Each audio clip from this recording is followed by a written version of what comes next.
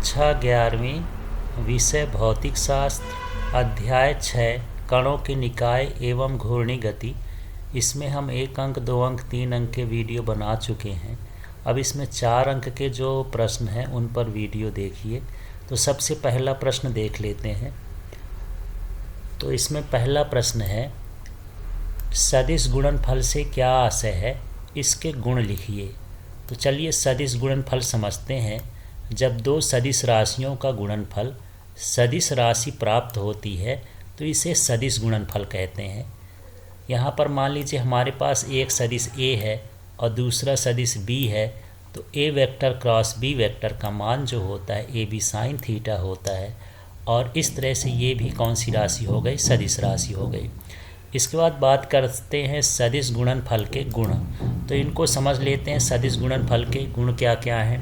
तो जैसे यदि दोनों सदिश परस्पर समांतर हों, जब समांतर होंगे तो हमारे पास जो ये सूत्र है, तो कोण कितने का बनेगा, 0 का बनेगा। तो साइन 0 का मान 0 होता है, इसलिए इसका मान भी 0 हो जाएगा।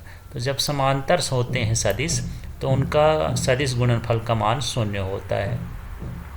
अब जब दोनों सदिश परस्पर लंबवत हों, तो यहाँ पर जब लंबवत होंगे तो यहाँ पर क्या हो जाएगा, यही सूत्र लिखेंगे, ए वेक्टर क्रॉस बी वेक्टर बराबर ए बी साइन 90 डिग्री लंबवत हैं। तो साइन 90 का मान 1 होता है, तो ये होता है ए बी एन और इसका मान अधिकतम हो जाएगा। अब अगला देखते हैं, जब दोनों सदिश परस्पर विपरीत होंगे तो कोण कितने का बनेगा, 180 का। अब साइन 180 का मान 0 होता है, इसलिए इनका गुणनफल क्या हो जाएगा, 0 हो जाएगा। अगला यह क्रम विनिमय नियम का पालन नहीं करता है, अर्थात A vector cross B vector बराबर इसका minus B vector cross A vector होता है, माइनस में होता है, ये इक्वल नहीं होता है। इसके बाद यह वितरण नियम का पालन करता है। तो यदि हम यहाँ पर देख लें, A vector cross in bracket B vector plus C vector है, तो ये जो ए वेक्टर है दोनों के साथ डिस्ट्रीब्यूट हो जाएगा, A vector into cross B vector plus A vector cross C vector, मतलब ये ए का इससे भी हो जाएगा, इससे भी हो जाएगा गुणा, इस तरह से। अब अगला देख लेते हैं इसमें गुण क्या है। तो अगला गुण है किसी सदिश का उसी सदिश से गुणा। तो मान लीजिए हमारे पास ए वेक्टर है, उसी वेक्टर के साथ जब हम गुणा करेंगे तो कोण का मान तो 0 होगा, तो यहाँ पर साइन ये 0 का मान 0 होता है, इसलिए सब 0 हो जाएगा। अब हम बात करते हैं एकक सदिश का गुणा। यदि हम आई का गुणा करेंगे, जे का गुणा करेंगे और के का गुणा करेंगे तो ये 0 हो जाएगा। ये जैसे हम ए वेक्टर क्रॉस ए वेक्टर निकालते हैं तो इसका मान 0 होता है, मतलब उसी सदिश में उसी सदिश का गुणा 0 होता है, इसलिए आई का आई के साथ, जे का जे के साथ, के का के साथ क्या हो जाएगा, 0 हो जाएगा। अब देखते हैं यदि आई जे के, तो आई के साथ यदि जे का क्रॉस करेंगे तो के आ जाता है, क्योंकि तीनों परस्पर लंबवत होते हैं। जे का के साथ करेंगे तो आई हो जाएगा, और के का आई के साथ करेंगे तो जे कैप हो जाएगा। और यदि हम इनका उल्टा कर देते हैं, जैसे आई क्रॉस जे है, जे क्रॉस आई कर देंगे तो के तो होगा लेकिन माइनस में होगा। इस तरह से इसके गुण हैं। अब अगला क्वेश्चन इसका देख लेते हैं। अगला क्वेश्चन है कोणीय संवेग एवं जड़त्व आघूर्ण में संबंध। यह सूत्र देता है L बराबर आई ओमेगा स्थापित करिए। तो इसके लिए कैसे करना है, चलिए इसको हल करके देखते हैं।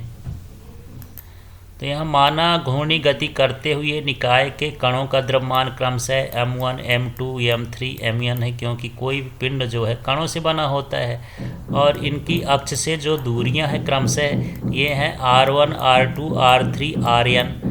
इनका रेखी वेग जो है वो है v1 v2 v3 vn, और कणों का रेखी संवेग जो हो जाएगा वो हो जाएगा p1 p2 p3 pn। सभी कणों का कोणीय वेग ओमेगा होता है, ये सभी का समान होता है।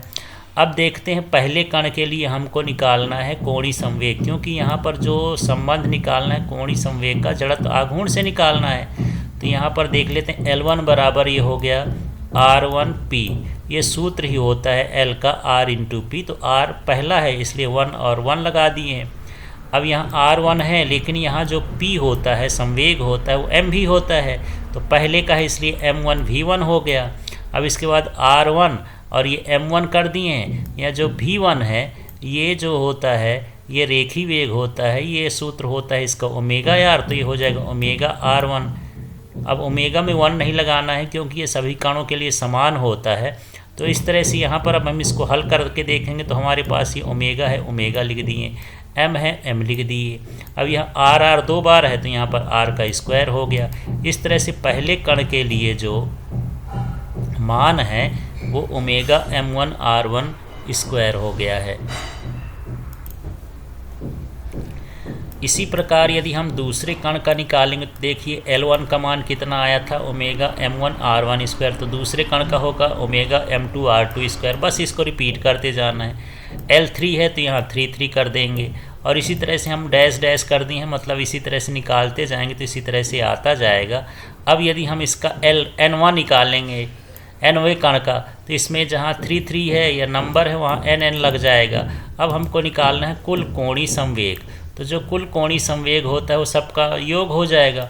तो ये L1 plus L2 plus L3 plus L4 dash dash Ln इस तरह से जाएगा। तो L1 का मान ये था, L2 का मान ये है और L3 का मान ये है और ये ओमेगा n का मान ये है। यहाँ से सबका मान उठा रख देना है यहाँ। अब यहाँ हम देखते हैं कि सभी में ओमेगा जो है एक जैसे है, ये देख लीजिए। इसको बाहर निकाल देंगे, कॉमन निकल आएगा, तो हमारे पास कॉमन निकलने के बाद ये बचा। और ये जो है इसको हम क्या लिख सकते हैं, इसको हम शॉर्ट फॉर्म में ये लिखते हैं सिग्मा, इनिशियल नंबर क्या है 1, मानिए स्टार्ट कहाँ से होता है n है स्टार्टिंग पॉइंट, i का मतलब इनिशियल नंबर, और ये कहाँ तक जाता है n तक जाता है, तो ये i से n हो गया। अब यहाँ पर m के नीचे क्या लगा देते i, r के नीचे भी i लगा दिए क्योंकि 1 का मान तो i हो गया है और यहाँ पर ओमेगा हो गया। इस तरह से ये आ गया। लेकिन ये जो इसका मान होता है इतने का मान, ये पिंड का जड़त्व आघूर्ण होता है, तो इसकी जगह पर हम क्या लिख देते हैं i। तो इस तरह से L बराबर ये हो गया i ओमेगा। तो ये है कोणीय संवेग और ये है जड़त्व आघूर्ण। इसको बोलते हैं कोणीय संवेग में जड़त्व आघूर्ण का संबंध। इस तरह से इसको हमको हल करना है। अब अगला देखते हैं, तीसरा प्रश्न है बल आघूर्ण तथा जड़त्व आघूर्ण में संबंध, या फिर इसको संकेत में लिखेंगे तो टाउ बराबर आई अल्फा। तो टाउ बल आघूर्ण हो गया, आई जड़त्व आघूर्ण हो गया, इसमें संबंध स्थापित करना है। सब एक जैसे हैं, पर देखिए यहाँ पर माना घूर्णी गति करते हुए निकाय के कणों का द्रव्यमान m1 m2 m3 dash dash mn है, जैसे पीछे लिखे थे। अक्ष से दूरियां क्रमशः r1 r2 r3 rn हैं। रेखी त्वरण क्रमशः a1 a2 a3 dash dash an है। कणों पर लगने वाले बल f1 f2 f3 fn है। सभी कणों का कोणीय त्वरण क्या है, अल्फा है। तो यहाँ पर हम कैसे निकालेंगे, पहले हम यहाँ पर बल आघूर्ण का सूत्र लिखते हैं। तो बल आघूर्ण का सूत्र जो होता है वो टाउ बराबर होता है r इंटू एफ। पहले कण का निकालते हैं तो 1 1 लगा देते हैं। अब आगे देखते हैं, एफ का सूत्र होता है ma, तो एफ की जगह हम ma लिखें, f1 लिखा है इसलिए m1 a1 हो गया। अब यहाँ पर r m1 तो है, लेकिन ये जो a1 का मान होता है ये अल्फा r1 होता है। ये रेखी त्वरण और कोणीय त्वरण में संबंध होता है, तो ये है अल्फा R1। तो A1 का मान रख दिए। अब यहाँ पर हम देखते हैं कि अल्फ़ा को हम ये लिख दिए अल्फ़ा, और इसके बाद यहाँ M1 है तो यहाँ लिख दिए M1, और इसके बाद यहाँ पर R1 का गुणा करेंगे तो ये हो जाएगा R1 का स्क्वायर। इस तरह से यहाँ पर जो सूत्र लगे उनको भी बता सकते हैं कि अब बराबर या में लगाएं, A बराबर अल्फ़ा या R लगाएं।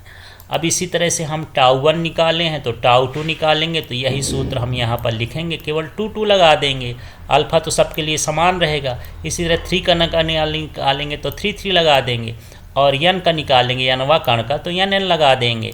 अब इसके बाद हमको कुल बल आघूर्ण निकालना है। तो कुल बल आघूर्ण के लिए हम क्या लिखेंगे, tau 1 plus tau 2 plus tau 3 plus tau n, यहाँ डैश डैश मतलब इसी तरह से संख्या और भी होंगी। अब ये जो टाउ 1 का मान है ये वाला, तो यहाँ टाउ 1 का मान रख दिए। इसके बाद ये टाउ 2 का मान आया तो ये टाउ 2 का मान रख दिए। फिर ये टाउ 3 का मान आया तो टाउ 3 का मान रख दिए। ये डैश डैश है तो डैश डैश रख दिए। फिर ये टाउ n का मान है तो टाउ n का मान रख दिए। अब इसमें से देख लेते हैं सभी में, यहाँ ये अल्फ़ा है तो अल्फ़ा को कॉमन बाहर कर लिए, जो बचा ये लिख दिए। अब इसका शॉर्ट फॉर्म लिखेंगे तो ये सिग्मा लगा दिए, इनका जोड़ इस तरह से व्यक्त किया जाता है। आई स्टार्टिंग पॉइंट 1 से है, कहाँ तक जाता है n तक, तो इस तरह से यहाँ पर ये लिखा है, और ये MI/RI का स्क्वायर और यहाँ अल्फ़ा हो गया, इस तरह से लिख देते हैं। अब जो इसका मान होता है इतने का मान ये वाला, ये जड़त्व आघूर्ण I के बराबर होता है, तो इसकी जगह I अल्फ़ा लिख दिए। तो इस तरह से यहाँ पर जो बल आघूर्ण है और जड़त्व आघूर्ण है एक दूसरे के समानुपाती ही हैं। अब अगला क्वेश्चन देखते हैं, घूर्णी गतिज ऊर्जा किसे कहते हैं, इसका व्यंजक स्थापित करिए। तो माना घूर्णी गति करते हुए निकाय के कणों का द्रव्यमान क्रमशः m1 m2 m3 mn है। अक्ष से दूरी r1 r2 r3 है। रेखी वेग v1 v2 v3 vn है। अब कणों का कोणीय वेग ओमेगा है, ये तो सबका एक समान रहेगा। अब हम पहले कण की गतिज ऊर्जा निकालते हैं। तो गतिज ऊर्जा का सूत्र आप जानते हैं, k बराबर mv² होता है। पहले कण का है तो यहाँ 1 लगा दिए, यहाँ 1 लगा दिए, यहाँ 1 लगा दिए। अगले स्टेप में देखते हैं कि 1/2 को इसी तरह से उतार दिए, यहाँ को भी 1/2 उतार दिए। v की जगह क्या लिखे हैं, ये v का मान होता है ओमेगा आर, तो r1 ओमेगा या ओमेगा आर लिख सकते हैं। तो ओमेगा तो एक जैसे इसमें 1 कर दिए, इसमें स्क्वायर लगा तो स्क्वायर लगा दिए। अब अगले स्टेप में स्क्वायर खोलेंगे तो देखिए 1/2 को 1/2 लिख दिए, m का m1 लिख दिए, r1 का स्क्वायर, ये कोष्टक खोलेंगे तो स्क्वायर लग जाएगा, इसमें भी ये स्क्वायर लग जाएगा, इस तरह से होगा। इसी प्रकार हमको k2 निकालना है, तो यही सूत्र को हम दोबारा यहाँ पर लिख देंगे, सिर्फ 2 लगा देना है ओमेगा को छोड़ के। फिर k3 निकालेंगे तो केवल 3 लगा देना है ओमेगा को छोड़ करके, जो भी इसमें लिखे हुए हैं। फिर kn निकालेंगे तो nn लगा देना है। अब फिर हमको क्या निकालना है, कुल गतिज ऊर्जा। तो कुल गतिज ऊर्जा के लिए क्या सूत्र हो जाएगा, k1 + k2 + k3 + dash dash kn हो गया। अब यहाँ k1 का मान जो होता है ये है, इसको हम उठा के यहाँ पर रख दिए हैं, k1 का मान भी रख दिए, फिर ये k2 का मान भी रख दिए, फिर ये k3 का मान भी रख दिए, फिर ये डैश डैश लगा दिए हैं, फिर kn का मान लिख दिए।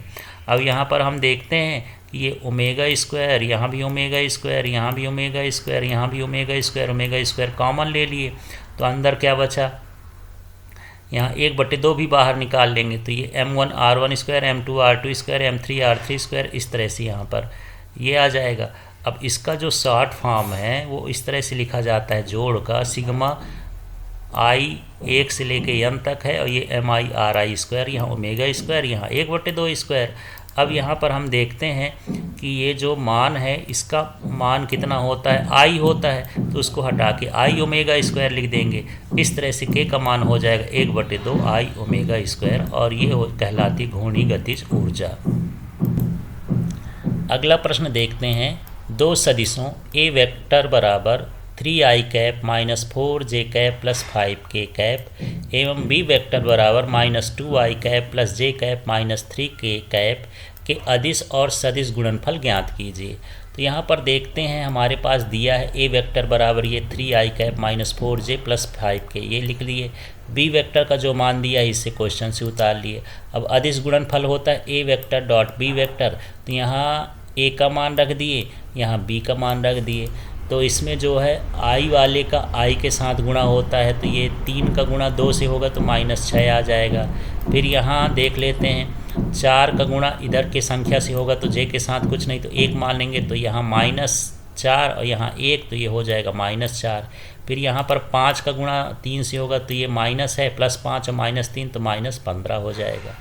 तो इस तरह से यहाँ पर गुणा करना है, क्योंकि इनका i के साथ i का गुणा, j के साथ j का गुणा, k के साथ k का गुणा का मान तो 1 होता है, लेकिन जो i के साथ j है, j के साथ k है, k के साथ इनका जो अलग होता है उनका मान 0 होता है, इसलिए उसको गुणा करने की आवश्यकता नहीं होती।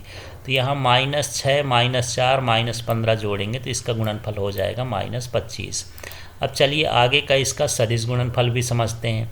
तो सदिश गुणनफल के लिए देखिए क्या है, सदिश गुणनफल a vector cross b vector, तो यहाँ a का मान रख दिए क्रॉस b वेक्टर। तो इसको समझना है, इसको कैसे करना होता है, a vector cross b vector, ये यहाँ पर हम डिटर्मिनेंट सारणी का चिन्ह लगा देंगे।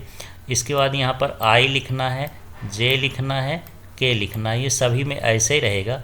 इसके बाद यहाँ पर कॉफिशिएंट देखते हैं, इसके साथ i के साथ 3 लिखा है तो 3 लिख देंगे, j के साथ -4 लिखा है तो -4 लिख देंगे, k के साथ 5 लिखा है तो 5 लिख दिए।